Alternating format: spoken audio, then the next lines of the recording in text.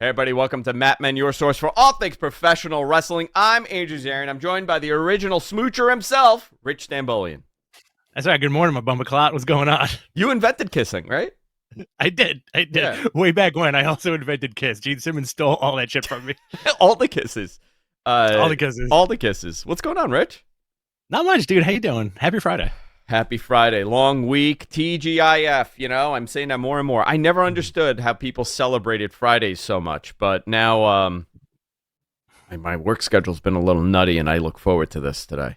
I can't wait till I'm done. You know what I do on Fridays? Those are my tub days. I get in the tub. Toaster or not? Sometimes I just bring the toaster to the bathroom, and I leave it there just in case, you know, the moment comes. That is one of my favorite bits. Great bit. A lot to talk about today. Obviously, Double or Nothing last weekend. Night of Champions also last weekend.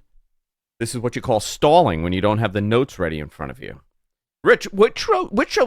We did not talk about wrestling at all. We didn't talk about any of this. No. All right. What did you enjoy more? The Saudi show or Double or Nothing? Yeah. Honestly, I really enjoyed them both. I did too. I think it was just actually a good weekend of wrestling. We'll go into it. I want to know, because this is always fun, because Rich and I have not spoken about this. MG and I spoke about my thoughts on Double or Nothing. I had a couple issues with it. Some stuff that people hated, I liked, and some stuff that people liked, it didn't do it for me. We're going to talk about that and a lot more. But let's go into the news, boys and girls. Do you want to do it, Rich? Yes. All right. Let's do it. So in what could have been another one of the most worst kept secrets in pro wrestling, Tony Khan touted an announcement this week, which ended up being a pre-taped official announcement that CM Punk will be back in AEW for the first episode of Collision on June 17th. Listen, great news. We've been talking about it for a month. Will they, won't they? Is this guy coming back? I feel like it landed like half a dud in the crowd, though. It did land a half a dud in that crowd. It got that bizarre John Cena treatment. You know, original big pop for it, and then the boos started coming in, and there was a dueling chant at one point. So this is interesting. You know, this was supposed to be announced 2 weeks ago when the tickets went on sale, and obviously they delayed it for numerous reasons. They announced this, and next week Tony Khan has another announcement. CM Punk is leaving. CM Punk is leaving the company. I would say it is his match announcement. Yeah. All right. And you know, it's interesting because there are. You guys could run that if you want. You could say Andrew Zarian believes it's the match announcement. That believes. They're also, I think, petering out like who's gonna be on Collision too, if I'm not wrong. They need to, dude. And part of that, Dynamite was interesting because of the way they structured that show with the Ring of Honor guys.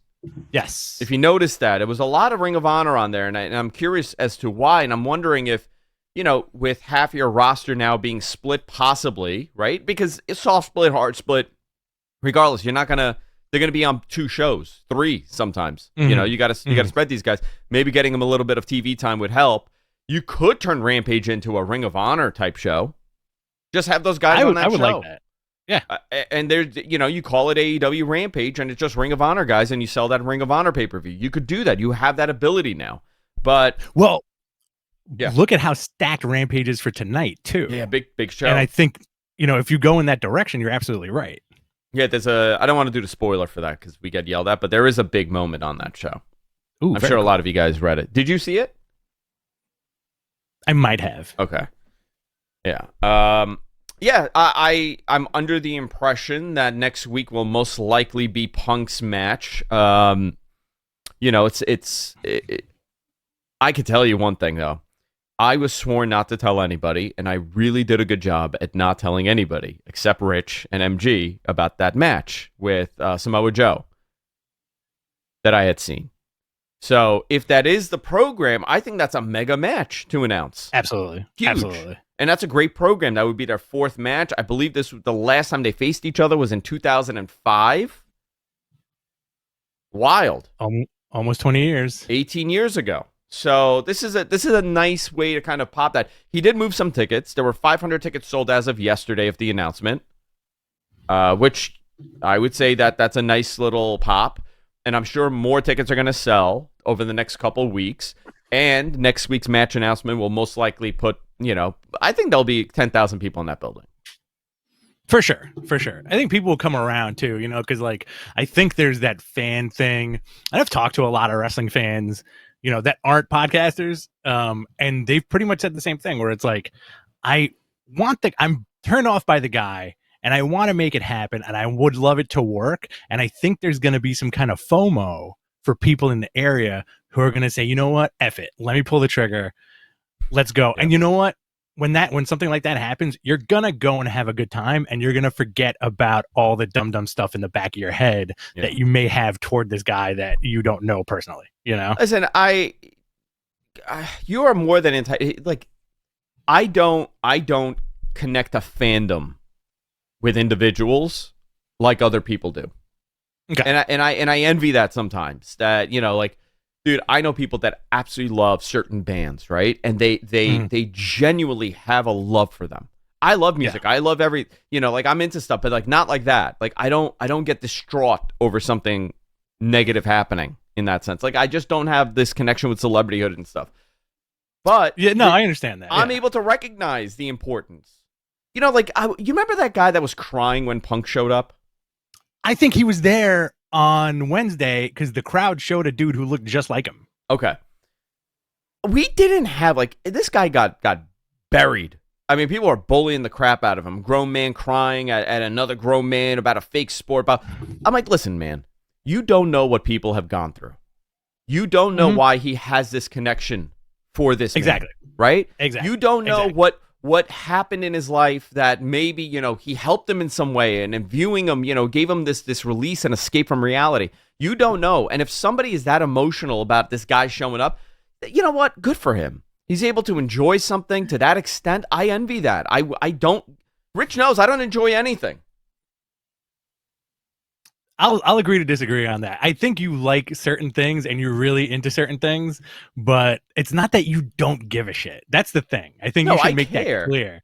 You care, but I think we're in the same boat where I agree with you. If you can express your emotions fully and like that in public, God bless you. That's amazing. I did cry when Suge Knight went to prison though. You did. You cried for hours. Hours. What did that man ever do to anybody? That's what I kept saying. I don't know. Listen, you also cried when Nixon resigned.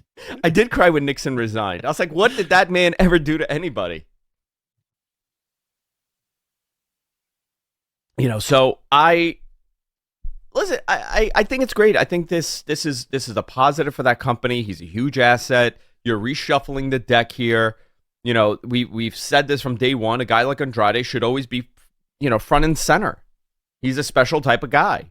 Miro's another one. Whether or not you like him in WWE or not, if he's too WWE-ish in his style, he's a big recognizable name. He's a solid hand. He's a good worker. He's unique. Yep. He should be on TV, but it's very difficult to do that when you have a roster of 200 people and 2 hours to only display it. So, exactly.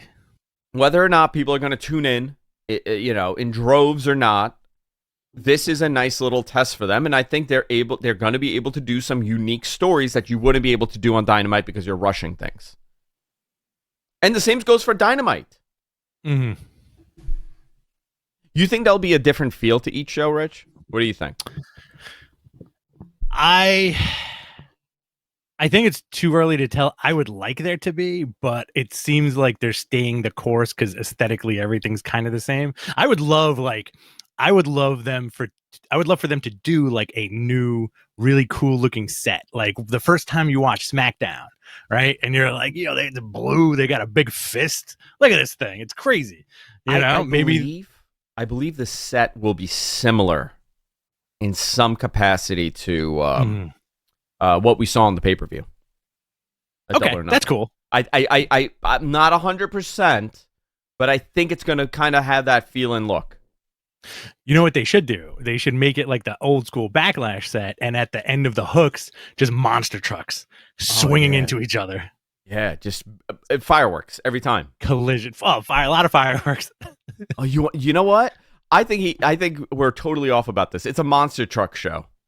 I'd love it. Listen, if CM Punk is driving a CM Punk monster truck, that's the announcement. These motherfuckers are going to be in monster trucks next week. I'm so down with it.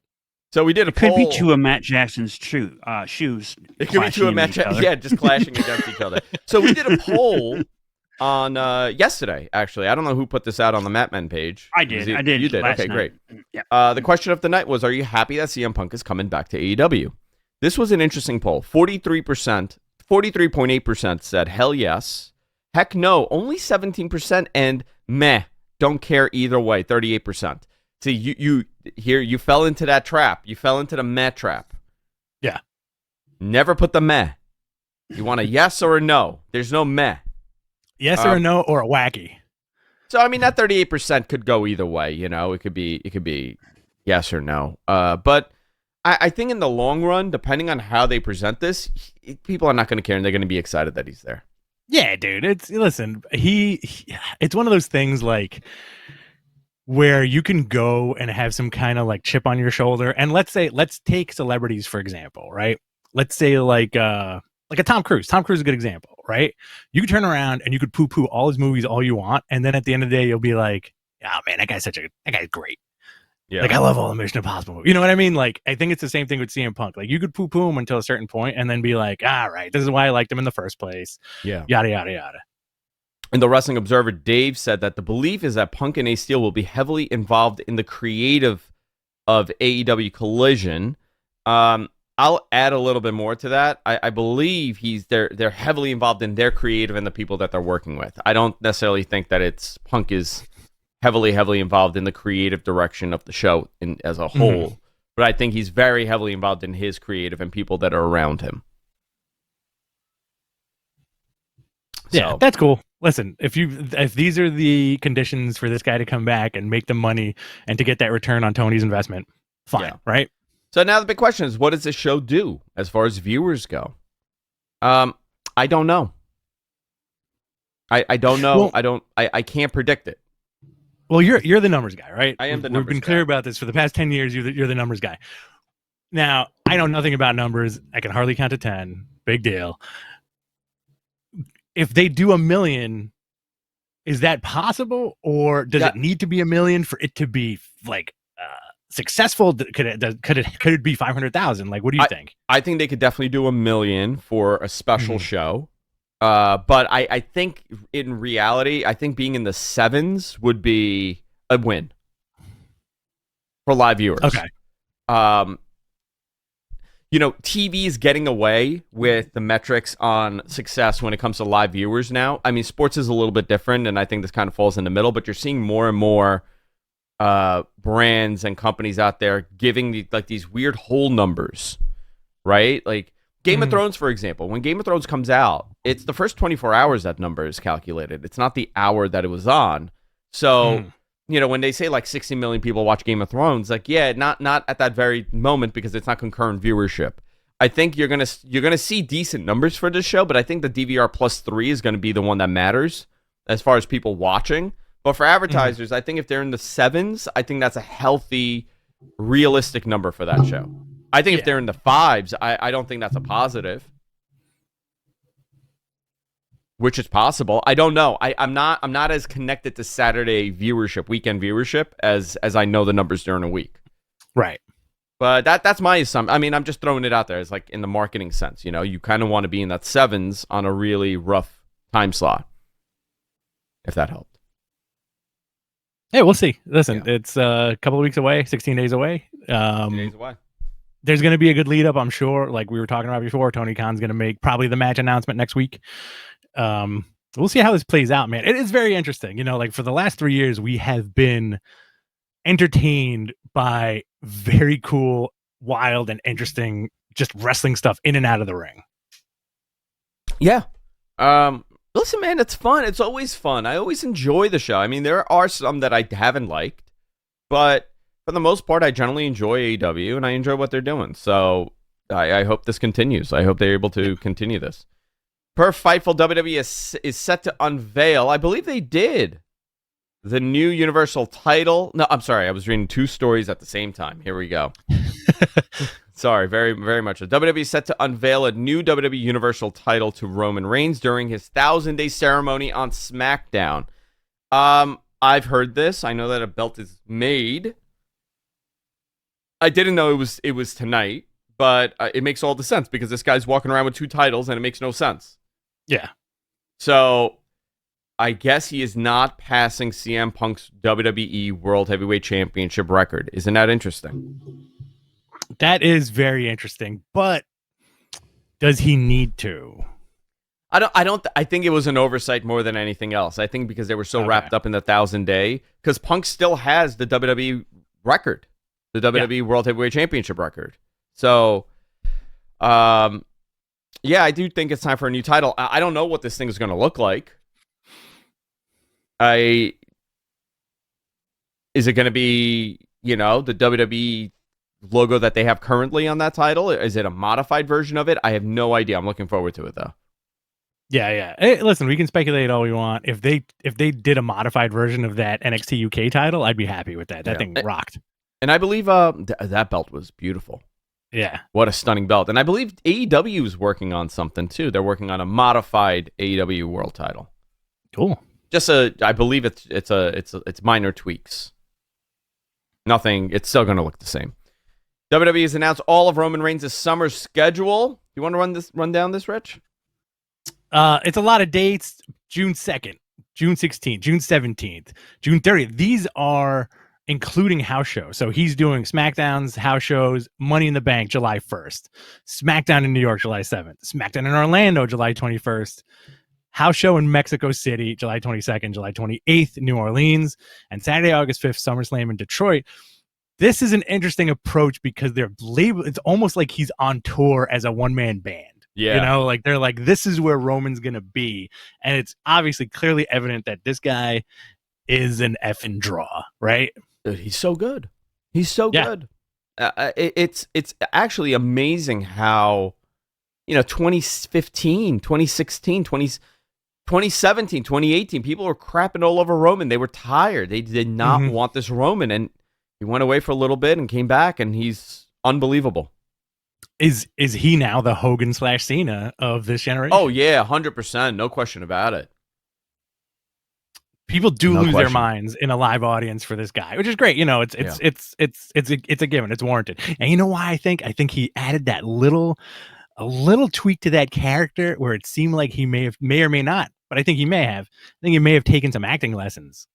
His facial expressions are so wild at this point, it makes it so much better. I think he needs to start kissing people. Just smooching? Like giving like a two-sided kiss when he sees people. Acknowledge me. European kiss. It's a nice European kiss. I think that'll add another element to it. Like him and Paul Heyman do a European kiss. I would love that. Yeah. Yeah. That always makes me giggle. Funny. Fightful reported last week Vince McMahon has been making changes to the shows remotely. Both Alexa Bliss and Ty Mello announced pregnancies this week. Ty on the pay-per-view. And Alexa Bliss, they put it on Twitter. Her and Ryan Cabrera expecting their first kid. Wow, amazing. Yeah. Alexa Bliss announced on Twitter that she said she would return about a month after the baby arrives. WWE's already added to her contract. So, she's a WWE person. She's been there for a long time. Good for them, though. Money in the Bank qualifier starts this week on Raw. Both Ricochet and Shinsuke Nakamura have advanced. On SmackDown, LA Knight will take on Montez Ford, and Zelina Vega will take on Lacey Evans.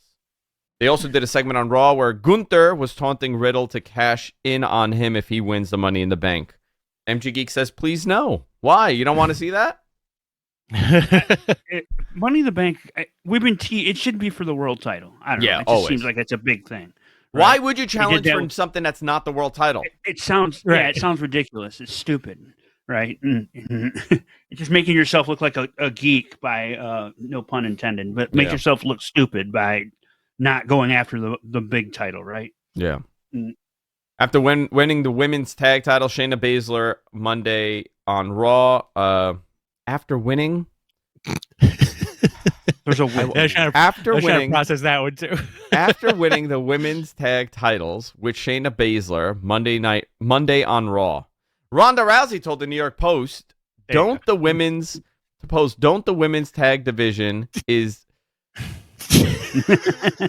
Dismally shallow is what she said. Okay, there. It is dismally shallow, but I mean, this is written like a baboon wrote it. This is the section of our notes that's written in crayon. All the R's are backwards. Yo, is that a P or a D? I don't know, or a 9. MG, I'll be honest with you, you had a great run of not botching these notes. It's been quite some time, but listen. When it hits, it hits. When it hits, it hits. After winning the women's tag team titles with Shayna Baszler Monday on Raw, Ronda Rousey told the New York Post that the women's division is dismally shallow, and she wants to approve it. Thank you, Rick, for interpreting that insanity. We got it. Yeah. Next week's NXT, both Mustafa Ali and Baron Corbin will make on this week's NXT. Jesus Christ, Ali and Corbin showed up. Ali is challenging for the title. He yelled. Baron Corbin's going to challenge for the title. He held the title up. I think that's fine. I think that's fine to put them down there and do something different. I expect more of this. NXT is a very different place, and I think they're just trying different things now. It's a very WWE show, though. This is explaining why they did the free agents, right? Yeah. Why they did the free agents. So now it just makes more sense. Like, oh, I get why they did that, so they could move these guys around. I want Baron Corbin with that NXT title. Shout out to Shin if he's watching. Yeah. Go ahead. MG, can I ask you something? Sure. And this is not a knock on you, but sometimes when I see stuff like this, do you drink like 17 Imperial IPAs and then go into a fugue state and write the notes? Sometimes. It's just eyes rolled back in the back of your head. I'll be totally transparent with everybody. I spoke a lot of these notes last night because I was in a hurry. Okay. So it looks so that's why sometimes that happens, and I didn't get a chance to go back. And by the way, these notes are so freaking detailed too. It's like multi-page notes that he provides. He just sometimes begins half sentences, and I get very confused. Like this one from NXT Battleground, which went head to head with Double or Nothing. That's the beginning of the bullet point from NXT. MG, when you do the dictation, do you yell out bullet point into your phone? No. I imagine you in a jacuzzi just sipping on some cognac, like just fucking writing this memoir. Listen, we appreciate Baron Corbin made appearance. Dragunov had a classic with Dijak. Fantastic match. Very much enjoyed that match from that show. That's the only one I really watched. I didn't see anything else. Yeah. All right. Weird move. Them going head to head with Double or Nothing. Yeah, because you know what? I think a lot more people would have watched it. The wrestling was pretty good. They had 2 really solid matches, 3 solid matches on that card. And that's the only one I got to watch. I had no time. Let's talk about the fallout from Night of Champions. Run this down, Rick. Yeah. What's up? Run it down. All right. So listen, we called a bunch of these. It was a fun show. Asuka won the Raw Women's Championship from Bianca Belair. Surprise. Great surprise. I think we called it last week. Love it. Cody Rhodes passed out to the Kimura lock against Brock Lesnar. Also, great match. Who'd have thought these guys would have such a great program together? We did. I like the match. I know some people didn't like the match. I actually liked that match. It was, and it's such a wonky setup, but I think they're both very motivated. It also seemed like it was so effing hot in that arena. Yeah. I almost passed out watching it. Seth Rollins defeated AJ Styles to win the new World Heavyweight Championship. Seth is the inaugural guy. They did a nice package for him, I think, on Monday, showing all his first title wins, right? Or was that something I just saw on the internet? No. They did do that. They did do that. He's been around for a while, dude. He was in FCW, Seth, you know? Yeah.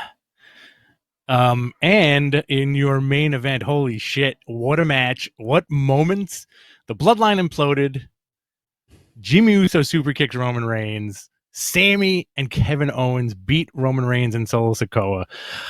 I really wanted Sammy to get that pin on Roman, but listen, there's so many more layers to this story. I'm still really digging it. This, honestly, Bloodline, probably the best story in wrestling for the past 2 years, right? Oh, I would say way longer than that. When is the last time they committed like this to a story? My God. WWE, at least, this is like the most commitment they've put into an angle that features multiple people. You know, I'm trying to remember when was the last hot program, like angle story that they had that went on this long? Oh my God. You know what? I'd be hard pressed to remember the Rusev's Cuck storyline. I don't know. You know what I mean? Like this is probably the best story that they have told in over a decade. The Shield stuff, probably, you know, like their implosion. Yeah, the Shield stuff. Again, but you know what? That led right into Roman becoming Roman. So, like, do you count that as the same thing, like the trajectory of the character, or you know, like, how do you quantify that? I don't know. I would say that that's a different story, but I think the Shield stuff was fascinating. The Summer of Punk stuff was great, but it was so short term. Like they let it go. They had no story there. Yeah.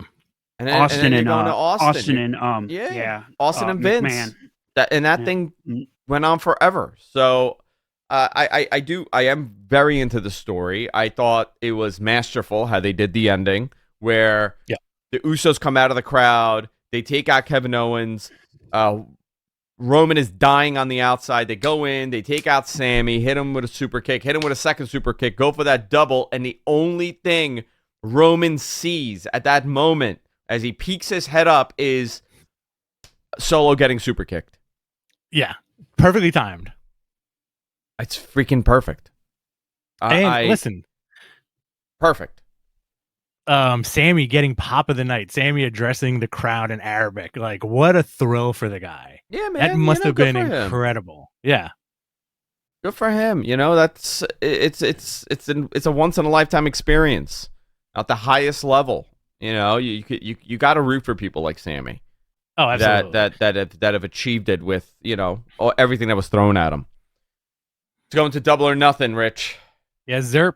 All right. So this is kind of interesting. So from the crowd, from our perspective, like, we watched the whole show. Can I ask you a question, Rich? Before you go with it, how did you watch the show? I watched it on. I watched it in and out, like half alone, half with my wife. Okay. Had a couple of drinks, had some food, crank up the sound. You know, like, I had a great time watching. Okay, good. It was a fun show. What about you? I watched it with Jess and the kids for like the first couple matches. And then and it got late for me. So I was still watching it, but I wasn't as into it watching it live. And then I watched it again the following day because I had to do Observer. Okay. I'm sorry. I watched it the following day on Monday because I wanted to know what was going on. I did the same thing with the Saudi show. I watched it live, and then I went back the next day and I watched, afterwards. But on Monday I watched it because everybody was home on Monday. But all right. I was just curious because it'll tell. I really believe how you watch it impacts your perspective of it. Yeah, absolutely. So I usually watch, like, when it's stuff like this, I usually watch that shit super loud. I try to get into a cool space. If we're not watching it together, or like nobody's coming over, or if I'm not going somewhere, like, I try to do it right. But that being said, from our perspective, and I think a lot of people sitting at home felt like the crowd was off and the crowd was a little quiet, but we knew so many people in attendance that said the complete opposite, that were telling us that it was a hot crowd. Yeah, I think there was just less people in that building. They had 10,000 people in that building. Mm-hmm. It's interesting because Garrett said that the crowd was not as bad as it was on TV, but it definitely felt like they were cold for a lot of things. Mm-hmm. Listen, also, it's Vegas. It's Memorial Day weekend. Yeah. I don't know if you're familiar with Las Vegas, but listen, that's a place where you can get a little rowdy, and maybe that's when the hangover set in. Maybe. right as Double or Nothing started. Well, listen, think about it. If you got in there on Wednesday, if you got in there on Wednesday or Friday, that hangover definitely is set on Sunday. Vegas is an interesting city because as expensive as it could be to go out and have a good time, it's also, if you do it the right way, it could also be a very inexpensive trip, and you can have an equal amount of like inebriation or whatever you want to do. It's just a fascinating kind of town, Yeah. All right, let's go down this card, Rich. Let's do it. We're just going to do the highlights for you guys. Yeah. Toni Storm won back the AEW Women's Championship from Jamie Hayter. It was clear they were trying to get the belt off Hayter. She's injured. First two-time women's champ, Toni Storm. You know what? Nice. Good move. If it wasn't Hayter, put the belt on Toni Storm. That's fantastic. Until Jamie comes back, right? Yeah, Jamie's hurt. I think Toni's a good pick for this. Highlight her a little bit. Good decision. Let's see what else we got here. Adam Cole defeated Chris Jericho in an unsanctioned match with help from Britt Baker. What did you think of this match? Let's be honest, a little help from Sabu. And a little help from Sabu. First of all, bonkers, right? Bonkers. Yeah. We saw Sabu come out. I like his good enough theme. Yes. That's what I call it. It's good enough. Close enough. He came out, threw a couple chairs, went through the table from the top rope. He fell off the top rope into the table, I should say. Yeah. In the most Sabu of ways. It was what it was. I know a lot of people didn't like this match. I had a problem with this pay-per-view having so many gimmicks. It was too many. It was too many gimmicks. Every match had a gimmick. Okay. And that was a little bit of a problem for me. I thought Adam looked fine. I thought Chris did a lot. There was definitely a styles clash with speed and timing and stuff, but it was an unsanctioned match. You're not they weren't doing a mat wrestling clinic. Definitely a fun match though. It was a nice little nod to a lot of fans. I think this was an interesting one because I feel like it was more for the fans, right? Like you want to see an Adam Cole go against a Chris Jericho, and Chris Jericho, let's say he retires in 3 or 4 years, maybe 5 years, like he's got to get those dream matches in. Yeah. But I think Cole, they're going to start pushing Cole a little bit here, which they should. They should. Orange Cassidy retained the international title in what I would consider probably one of the best battle royals I have ever seen. Yes. Right? We could agree on that. It was a fantastic battle royal. And to me, what makes it even better, it was a lot of mid-card guys. You did not have, top roster names, and they put on a great battle royal. Everything makes sense. Big Bill looked like $1 million. Oh, yeah. You got to shoot that guy to the moon right now. Absolutely. You don't get too many opportunities with a big guy like that. His work rate has improved tremendously. He has a presence. He has something that was lacking in WWE, and I think he's kind of figuring it out right now. I would definitely push him a little bit here. Listen. If anybody on creative from AEW is watching this right now, here's a little suggestion. Change this dude's name to Big Billion instead of Big Ass Bill. Instead of Big Bill, which falls flat. Call this dude Big Billion because he looks like $1 billion, right? That could be his gimmick right there. They need a new name for him. Yeah. For sure. William Morrissey, I guess, didn't cut it. Can't call him Big Cass, even though, listen, when you're talking about the guy, it's hard not to call him Big Cass, right? Yeah. It's funny how Big Cass works, but Big Bill doesn't. Right. Isn't that funny? They're both ridiculous. Wrestling, man. But, AEW does have a habit of putting on great battle royals. I think it's that PWG mentality of like the interesting spot timing. Who I got lunch with yesterday? Kyle. Oh, that's right. Where'd you guys go? He met me at Pen 6 in very nice. the city. Yeah. We had some food. We were talking. He said he hated working battle royals. Oh, interesting. Yeah, he hated it. Just he would get in there, do his spot, and get the hell out of there. Big shout out to Kyle. Hey, he started bleeding. He started taking bamboo skewers and putting it in his head, bleeding all over that bar. That's his move. You can't take that guy anywhere. You know what he does? He goes, "You want to see what Masada taught me?" That's what he says. Yeah. And they're like, yeah, the girl behind the bar had no clue. And then he just takes a bamboo skewer out of his pants. Boom, boom, boom, boom, boom. And he goes, check this out. Ha ha, isn't it funny? Bleeding everywhere. And she's screaming in horror. Did he start trying to fork you in the forehead? Like no, but he did try to, chop me a bunch of times. Oh, so good. He shut you down that one day. I remember that. Yeah. It was at my kid's christening, dude. Your soul flew out of your body. My soul did fly. He laid it. I mean, I know soul did for sure. I wasn't going to give him the but you could see the soul exiting behind me.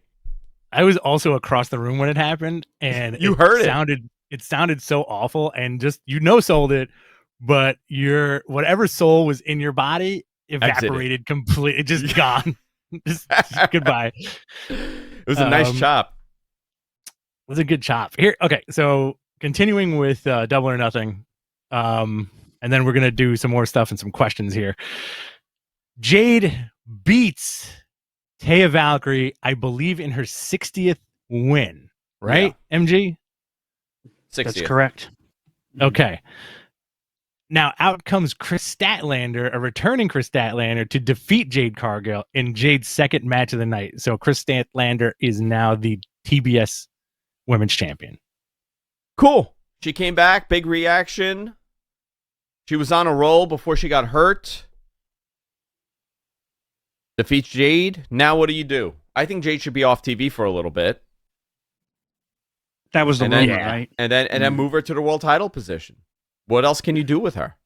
Oh, dude, that would be a great move, right? I would on a heartbeat. She's so impressive. You see her, and I keep telling you, WWE, there's certain things that they look out for. And I hear Jade's name regularly when I have these conversations. They're very impressed by her. She is a WWE act. No knock at AEW, right? But they look at her, there's such presence and marketability with her, and that's how they think. And listen, they let her go too, so you never know.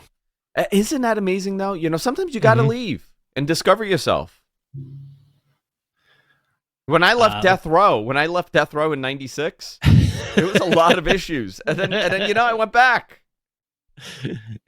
Yeah, weren't you featured in the Tupac California Love video also? Yeah. I'm the guy in the mask in the back. You're in the background. Yeah, and I'm doing I'm doing this. I'm doing all of it. I'm dancing with Dr. Dre in the back. It's a whole thing. I was on the All Eyes on Me album. It was a double album. I was on the last song. You can't even hear it. You never talk about your hip hop career. Oh, I know. I was in Bone Thugs and Harmony also. Did you know that? That's right. You were Andy Bone. Yeah, I was Andy Bone. I was in the 3-6 Mafia. All the fast rappers. That's all I did. I would just go speed rapping. Weren't you also featured in the Woo-Ha video? Oh, the Busta Rhymes one? Yeah. Yeah. You know those Jordan 11s that he's wearing? Those white ones, the Concords? I gave him those. Were you? Those were me. Those were my feet. They imposed it. And that is such an obscure reference. If anybody goes back to see the video, I think you should go watch the video, and then you'll find the reference when he's sitting on the couch with those Concords. That became my Jordan obsession. Didn't you also Didn't you get started Missy Elliott's first album? No. I didn't write the album, but I'm in the bubble suit. I'm inside that suit with her. And I got to tell you, fucking hot. I was drenched. Yeah, you were like, this is how you do it. Guys, seriously, Andrew has a really stunning late 90s hip-hop career. It's ridiculous. Look it up. And you know what? I forgot the last thing, too. You were the inspiration for that Little Kim album cover. Oh, yeah. I was the model for it when they're like, oh, we don't know what to do with Little Kim on this. I'm like, no. I'm going to put on this furry bathing suit and crouch down, and all you're going to see is crotch. All right? That's all you're going to see. I was also the guy that screams, Lafrak is Iraq. Okay? Constant. That's my voice in all of the Noriega songs. Lafrak is Iraq. Guys, you don't even know. Didn't you get started in the business by setting Flavor Flav's clock for him? That's how you got started? He stole it from me. I'm the one that introduced him to Brigitte Nelson. Yeah. Oh, jeez. You were the original Floofy Floofy. I was the original Floofy Floofy. My wife tells me constantly that my brain is just littered with nonsense facts from all these different eras. And that is why I cannot remember a thing. All this stuff is taking up too much space. Like your hip hop career, like the inspiration that Tupac drew from you. Yeah, I wrote It Was Written. Did you guys know that? I wrote that masterpiece of an album that Nas is taking claim for. Did you have a hand in Illmatic or no? No. I did not have a hand. I can't take credit for something I didn't do. Also, you were cut out of that original Wu-Tang video. I was in the original Wu-Tang, and they kicked me out. ODB was not a fan of me, I'll tell you that. You were the 10th member. You were supposed to be in that staircase with Method Man and Raekwon. Ghostface Killer, that he always rooftop, liked man. me. Ghostface always liked me. Oh, my God. All right, let's talk about these last few matches. Yeah, thank you. Yeah, hold your horses. Hold your horses. Yeah, hold your horses. Hold your horses, MJ. Seriously. We're not talking about your career. Maybe I'll go into my career of being the original member of Mobb Deep. Oh my God, there you go. MJF retained the AEW championship in the 4 Pillars 4-way match. MJF, Sammy Guevara, Darby Allin, and Jungle Boy Jack Perry. Yeah. Let's talk about this match. I thought the match was really good. Great match. Yeah. They went like a million miles an hour. They did so much in this match. You know, I don't want to lie. Okay. I thought everybody did great, but certain people stood out far more than other people. MJF is fantastic. There is no question about his ability and the impact he will have on professional wrestling. Whether you like him or not, that's besides the point. The guy is an act that comes along once in a while. You don't get to see a guy like him regularly. I saw this guy early on, dude. I called his match for actually Kyle's promotion in Deer Park. Oh, that's right. NLW. Yeah. I did color commentary. JD from New York was the play-by-play guy. When Max came out, like that was the first time I had ever seen him. I wasn't too familiar. I knew the name, but I wasn't familiar with him. I actually turned to JD. I'm like, oh, this effing guy is going to be huge. And he's like, no, yeah, he's going to be fantastic. Yeah, dude. And Jerry and I have totally different perspectives of wrestling. So, I mean, for two people that have very opposite ways that they talk about it and see it, he was something very special. So, who else was on that card? I can't remember. A lot of those guys made it out of Long Island. Yeah. But he was great. I thought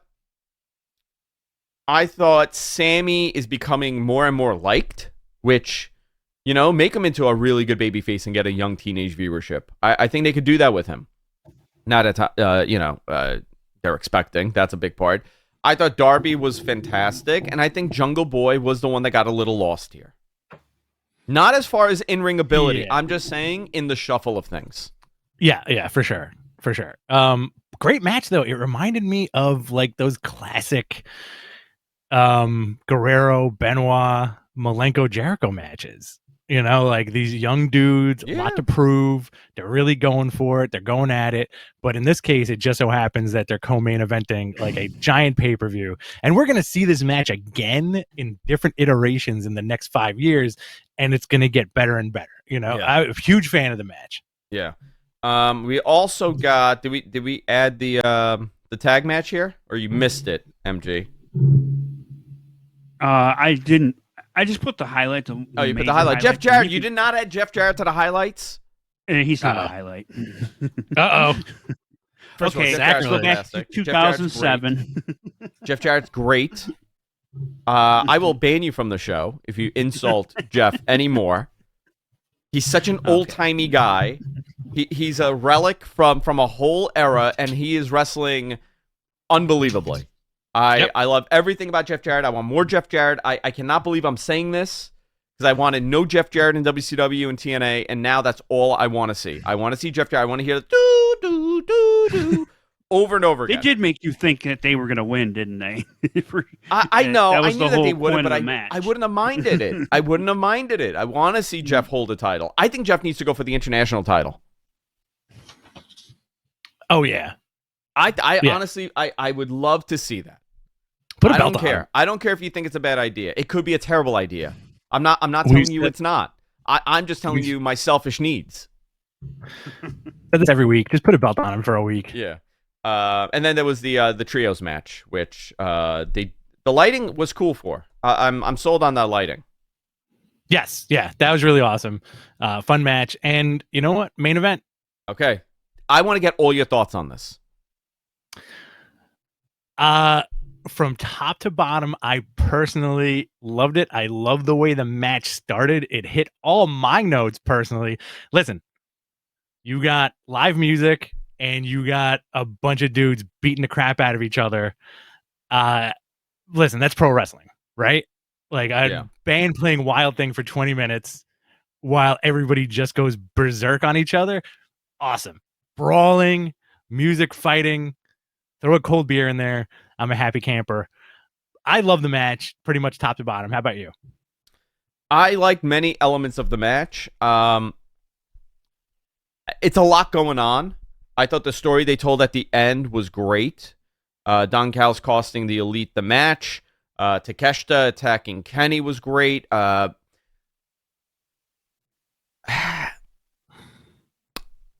It was... What?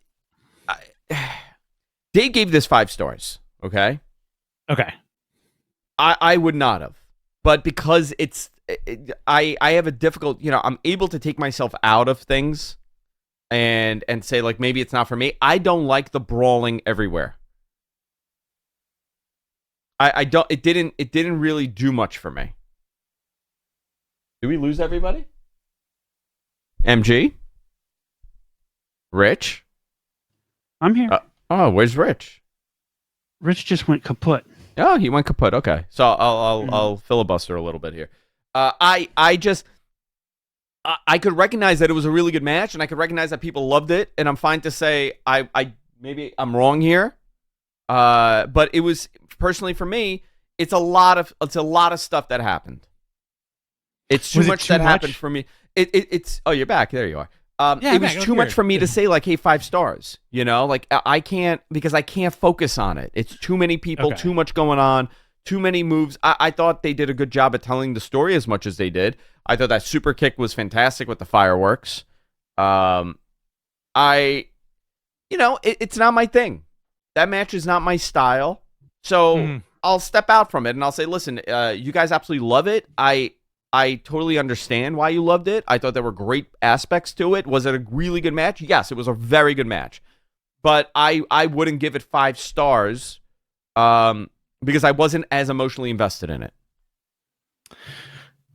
I feel the opposite. I loved it. I love all the this was a good one for the crowd, for the home audience, and also it was a huge takeaway for me from this match.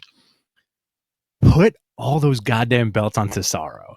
He's so good. That guy is a goddamn monster, right? Just the way he was plowing through people. I honestly thought he was going to do some of that Braun Strowman choo-choo shit. At one point, he was getting so amped up. Yes. He should have, dude. He should have. That's all it was missing, a Cesaro choo-choo train moment. Yeah. So that was a pay-per-view. It was a fun pay-per-view. But it was, again, it's one of these transition moments for this company where they needed to get past it to get to everything else.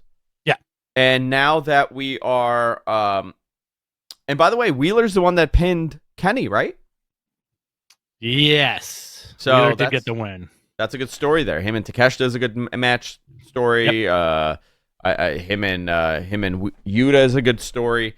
I would say that, Forbidden Door... by the way, I have heard about the card. Okay, I'm not going to leak it. I don't want to ruin things. From what I have heard, it's going to be a fantastic card. There's no way people are going to be disappointed if it goes the way that they're planning on it going. Yep. And how could you be disappointed? It's a dream match, non-canon card. Oh, you get to do all this wacky stuff, which is great. And then you have All In and All Out. So they got a busy couple months here with Collision. Well, also, at the end of Double or Nothing, after it went off the air, you can see the clip on YouTube. Kenny addressed the audience pretty much saying, hey, I'm not the most well-liked guy back there, but I still have some friends left. And he leaves. This past Wednesday, it was intonated that he was not in the States, possibly looking for a friend to help him out. Yeah. In the promo, is that Kenny went back to Canada, and I believe it was Hangman that said, no, he's not in the States, but he's somewhere else. So maybe alluding that he's at Dominion. He's going to show up in New Japan. Who does he recruit? Listen, as much as I want Kota Ibushi, he did have that moment with Okada earlier this year. Yeah. Where they're all buddy, clinking belts, hanging out, doing cool dude shit together. I'm into both. Both ways. Yeah. Let's do it. I think it's going to be Kota, though. All right. Let's run down Dynamite very quickly, and then we'll go into Q&As. Submit your question in the chat room. Use the hashtag AskMattMen, and we will do our best to answer it honestly. Adam Cole and Dr. Britt Baker defeated Chris Jericho and Saraya. Oh, let's go backwards. Sorry, that's the main event. John Moxley, Claudio Castagnoli, and Wheeler Yuta defeated the Lucha Bros with Bandito. Bandito came dressed like a bug.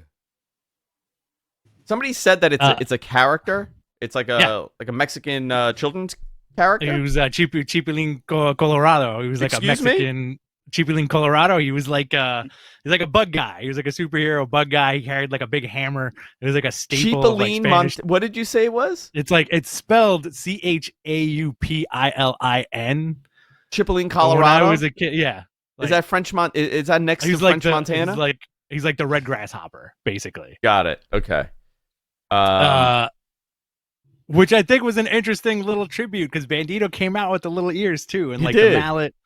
That was fun. That was like a staple of like Spanish television when I think everybody was a kid. Wow, I did not know that. Yeah, it was a deep cut, but pretty cool. Okay, I'm into it. Tony Khan made his Collision announcement of CM Punk returning. There'll be another announcement next week. Swerve Strickland defeated Big Bill and Trent Beretta. Don Callis comes out. Nuclear heat. Oh my God. You know what? In another universe, okay? I'm getting goosebumps. Look at this. On my beautifully smooth arms. Look how smooth my arms are. And I'm getting ready for that tan, that summer tan. Yeah. Tandrew's on the way. Imagine if Callis was the higher power. Big what if. Big what if. Big what if. What if Cyrus was the higher power? You know, and I remember reading that on like the WrestleZone forums. And I was like, that is the dumbest thing you could ever do. Cyrus would have been great. He comes would out. Would have been cool. Cuts. I mean, that crowd destroyed him. Real deal, old school manager heat here. So it looks like he's putting together a team here. Yeah. I'm curious who else he's going to add to this, because I think this could become, he's adding to the family. I think those were the words he said. So who else can he add here? There's a lot of people. Everybody who could hate Kenny, right? Yeah, who could hate Kenny? Jericho. Well, Jericho has his crew. Yeah, it's interesting with the factions in AEW because I think they need a little tweaking, and this might be like a good sign, right? Yeah. I'm into this. Very into this. So Callis, I always like him on TV. He's a, you don't get to see guys like him as much. Yeah. What else do we have? You had Orange Cassidy and Darby Allin defeating the Gates of Agony, Bishop Khan and Toa Leona. Fun, big dudes, good match. You also had Chris Statlander defeating Nyla Rose to retain the TBS title. They're probably going to give her a nice long run with that belt, right? I hope so. I think that she could do something good. Adam Cole, Dr. Britt Baker defeated Chris Jericho and Saraya. Saraya is the first woman in the company that has main evented both WWE TV and AEW TV. Actually, that got debunked. Oh, did it? And Saraya actually, Ruby is the one that's done that. Ruby has main evented. Cool. Wow. Okay. Yeah. Mm-hmm. You know what? That is cool. That is very cool. And then there was a moment where Jack Perry saved Hook, came out with the chair. People thought he was going to turn. Maybe this is the feud, which I want to see that. Yeah, I'd like that a lot. Yeah, I'm into that. Friday's It was a lineup. solid Dynamite. Yeah. Vikingo defends the AAA Mega Championship against Commander and Jarlistico. Willow Nightingale puts the NJPW Strong Women's title on the line against Emi Sakura. Zack Sabre Jr. defends the new. Wow, this is interesting. This is a very interesting card. Stacked. Is the next one public? The next match, Zack Sabre Jr. defends the title against Action Andretti and Shibata and Lee Moriarty for the ROH Pure title. That was announced all on Wednesday. What a wild Rampage card, huh? Wow. Like, I want to see this. I want to see this match. Yeah. But you know what? This is what Rampage should be. This is exactly what Rampage should be. If they did this every week, where they had these really bizarre, unique shows, and it's an hour long, and it's an hour long, so and it's easy to watch. But do you remember that the time of a couple months ago? Maybe MG remembers this. There was a story that they're going to do something more with New Japan Strong and AEW. Yeah, remember that? Maybe this is it. That. Maybe this is the move. Leading into Forbidden Door, it's a great move. Yeah, I think this is great. Next week on Dynamite, Ricky Starks versus Jay White and Juice Robinson, and FTR banned from ringside. Orange Cassidy defends the AEW International title against Swerve Strickland. Awesome. So very, very into this. All right, Dominion is coming up. We don't have enough time because I got to get out of here. But 3 a.m. here on the East Coast on Sunday. This is a very good card. I very much recommend you watch it. I'll watch it early in the morning. Kenny might show up too. And Mox is on the card also. Mox is on the card. And Claudio. Yeah. And Shooter, which big fan of. This is going to be a good one. Yeah. Listen, New Japan is doing some good stuff. So this could be the beginning of the setup for Forbidden Door. I'm sure it is. That's what I'm hoping. Yeah. Yeah. Sure it is. Q&A time, boys and girls. Submit your questions in the chat room, and we will do our best to answer them. Guys, if you want to super chat, your question will be bumped to the top of the line. Any amount is cool. We got a couple of super chats in the audience. This is from the Little Kev.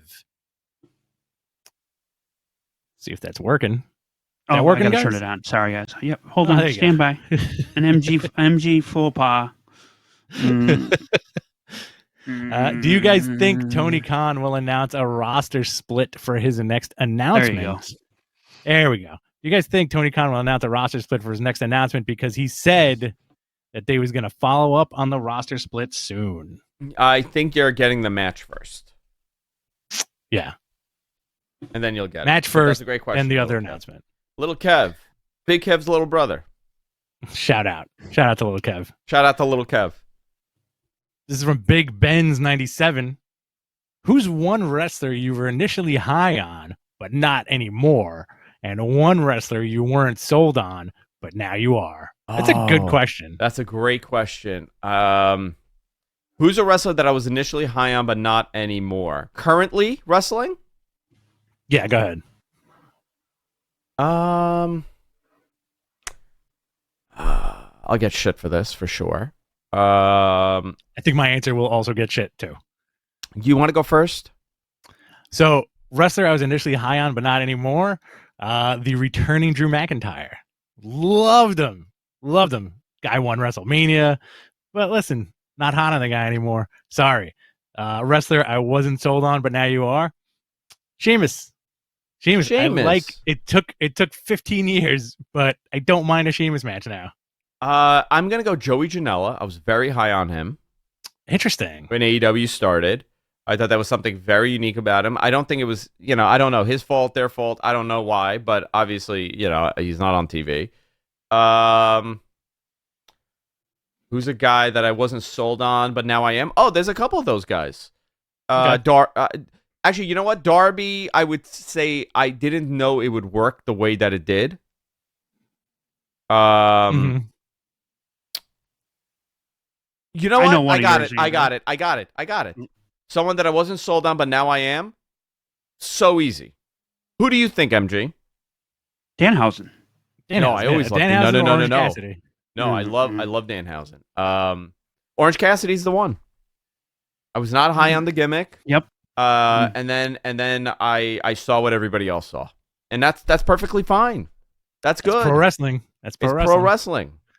There's a couple of people that I was initially high on. I don't want to poo-poo on people, but I would say that Joey was one that I thought could have been, something there.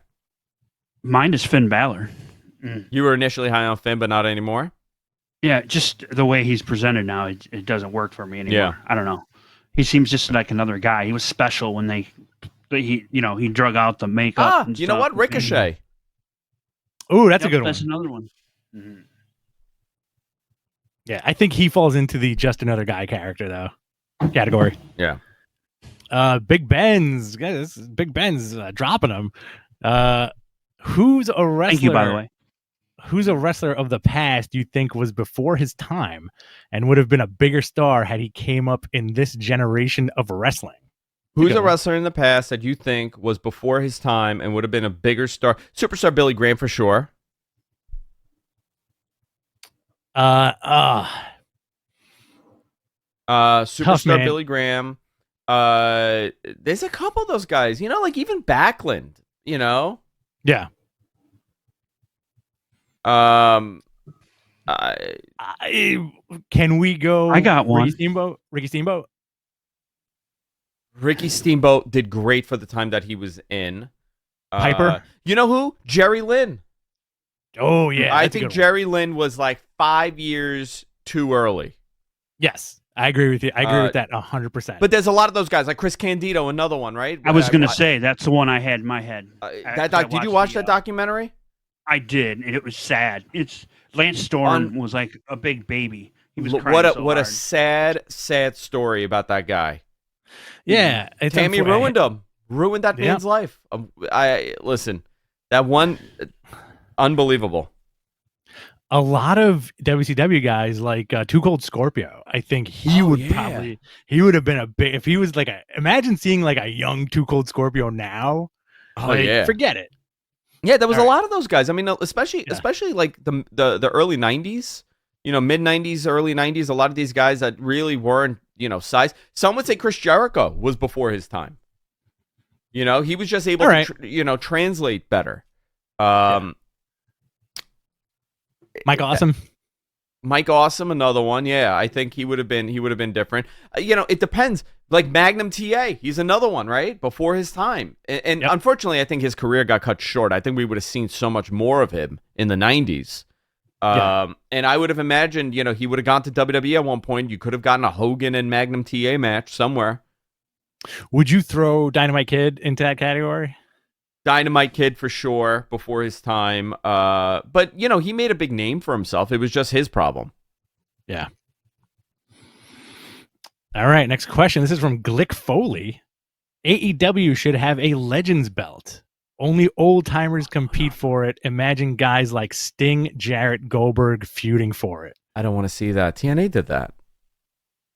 Yeah, I feel like that would put like some kind of unnecessary stank on AEW. Yeah, it would. Yeah. I'd love to see Goldberg there. I'd love to see Sting and Goldberg do something. I think having the older guys mixing it in with the younger guys and doing some cool stuff, goes a long way. Like, Goldust. He's doing Canadian Destroyers now. He's a good example. Sting's a great example. Like Sting showing up still carries a lot of weight. Yeah. Another one from Glick Foley. The one benefit of all AEW pay-per-views being equally important was TK had no incentive to hold things back.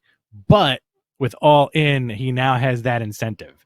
Do you think that could or has hurt short-term creative booking? I think that is such a great question. Great question, to be honest. Great, fantastic question. I think the way that it's structured, like where these shows are, it's too much at the same time when you're used to spacing things out. So it does get in the way. I think next year they're going to have to figure out, okay, is this show going to be a summer show? Which it should, right? Because people are more willing to travel in the summer.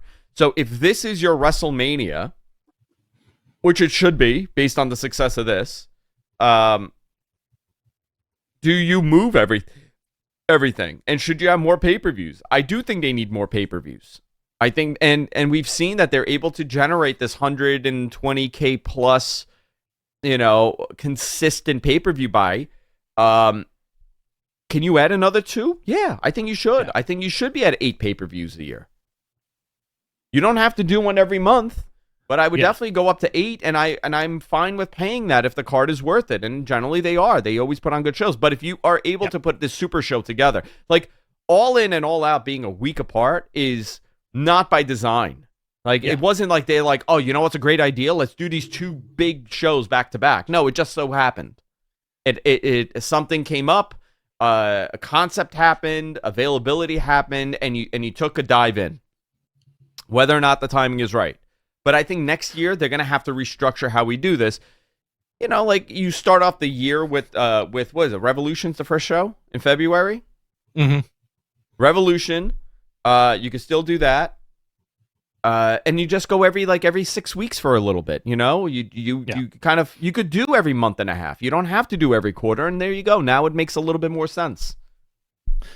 I also think if you look at it in a certain regard, it's still a new company, but look at how much they have done in such a short period of time. Whereas like if you look at a TNA or if you look at an NWA, there's only one show, right? There's only like one Impact, whereas AEW has so many shows under their banner. It's like I'm going to use my nerd shit to kind of back this statement up. It's like getting a massive toy collection or a massive comic book collection. It's sitting in a room, but you need to make your shelves and you need to put everything in place and make everything look nice. I think that's, he's got the sandbox full of toys. But I got a question for you. Yeah. Okay. Does the pay-per-view ordering, right? Like if you're viewing it, right? Like Rich is viewing it, like in the way you view, not Rich doing shows. How many pay-per-views are you willing to order for AEW? Pay $50 for a year. I would do 6. You would do 6. Every 8 weeks, I would be totally happy with that. Okay. Yeah. All right. I'm just curious because your habits are different than mine. The way you view stuff, and I think that's why people enjoy the show. We have such different perspectives, even though we think the same on a lot of stuff. You see it in a different way, which I like. And I was curious, will it? If it's like every month, would you be willing to pay every month? No, also because I'm used to the 4 a year and they're all great. Yeah. And I don't think it's necessary to go once a month with a $50 pay-per-view. I feel like a lot of folks would get burnt out on that very fast. I feel like a lot of folks would feel betrayed if that happened. Yeah. Because the WWE killed that whole pay-per-view model for wrestling fans. Exactly. Interesting. By the way, WWE is not totally against going back to pay-per-views. I'm just letting you guys know that. Yeah. So, originally when that network happened, there was a lot of anger because there were certain people that felt that the pay-per-view model is absolutely dead, and UFC showed that it's not. So, in this new Peacock deal or whatever deal they're going to do, I would not be shocked if they gave away all of them except for WrestleMania or except for WrestleMania and SummerSlam. I could see them going back to that model, and I do think that they would get tremendous numbers. Yeah. All right, let's go through them. It's from Adam Frazier. I want Jungle Boy to turn heel, have a hair versus hair match with Hook, lose, and then come out in a turtleneck with Christian's haircut. Oh, man. Listen, would you be sad to see Jungle Boy's hair go? Oh, yeah, 100%. I'd be very offended by it. Do you wish you had Jungle Boy's hair? I have to take my financial ride. Hold on. It's right up there with Bianca Belair losing her hair. You just reminded me. I'd love that.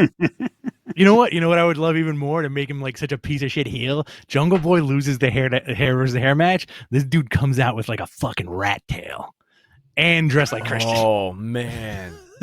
I can't believe Christian wrestled in the cutoff turtleneck. Yeah, good for him. He knows what he's doing. He knows everything. He's so good.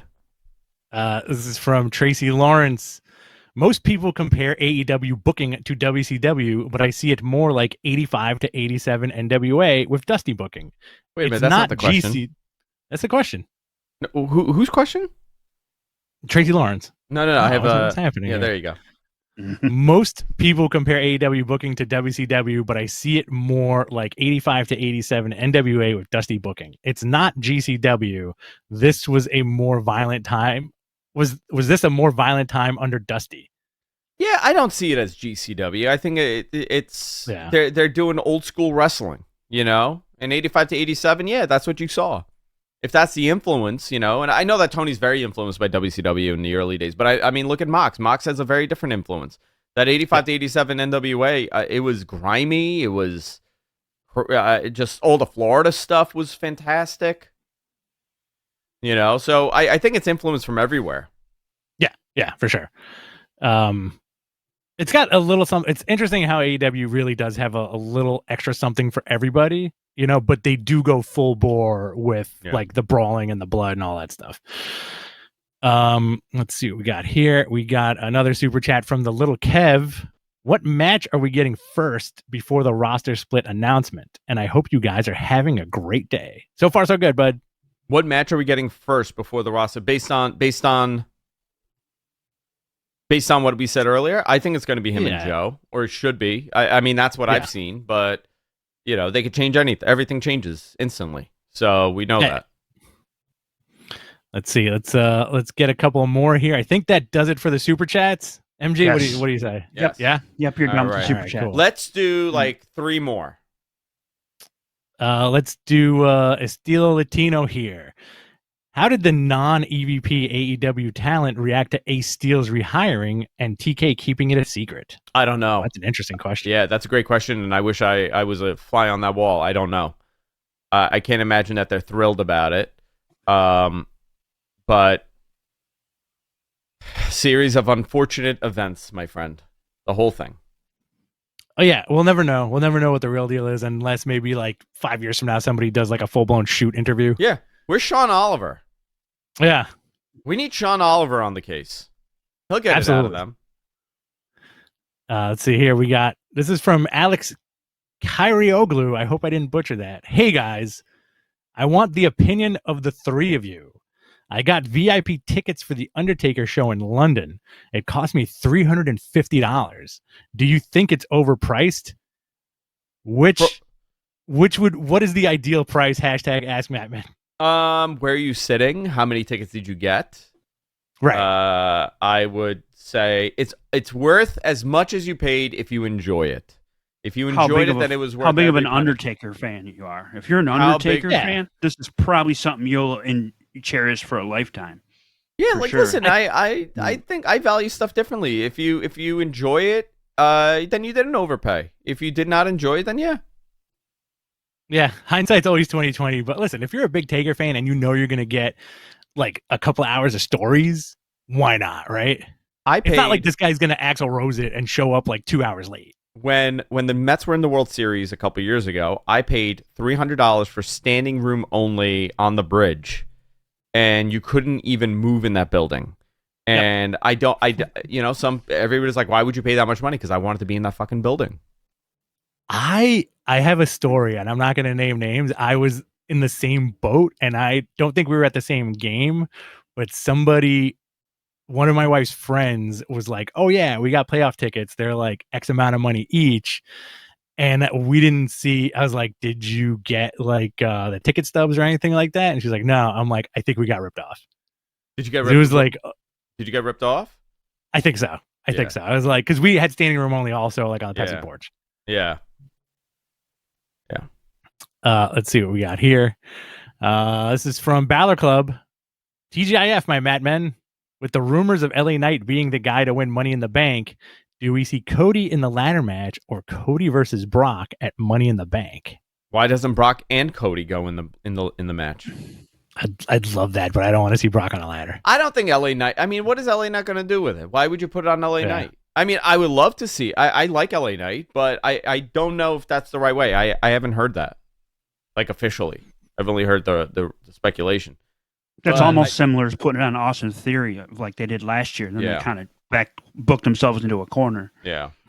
I don't know. Great question though. This is from Everything Pro Wrestling.